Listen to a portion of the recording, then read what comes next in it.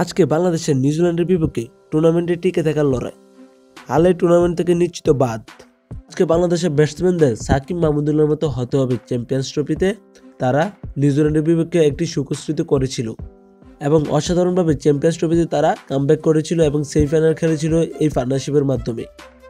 New Zealand টুর্নামেন্টে প্রথম match জিতে ফুরফুরে অবস্থানে আছে, কিন্তু বাংলাদেশ ভারতের কাছে হারে ব্যাকফুটে আছে।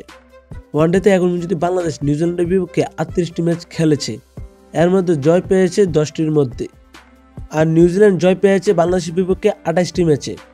বাংলাদেশের জয়ের হার নিউজিল্যান্ডের বিপক্ষে ওয়ানডেতে 26.32%, আর ওয়ানডেতে বাংলাদেশ নিউজিল্যান্ডের বিপক্ষে সর্বশেষ 5 দেখাতে মাত্র একটি ম্যাচ জিতেছে।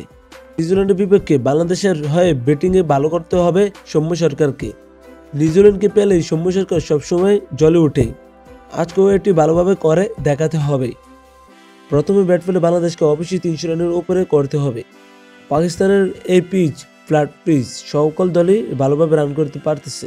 বাংলাদেশ দলে দুটি পরিবর্তন দেখা যেতে পারে আজকে। মোস্তাফিজের পরিবর্তে খেলবেন নাহিদ রানা, আর মোটামুটিভাবে নিশ্চিত যে আজকে একাদশে থাকছেন মাহমুদুল্লাহ রিয়াদ।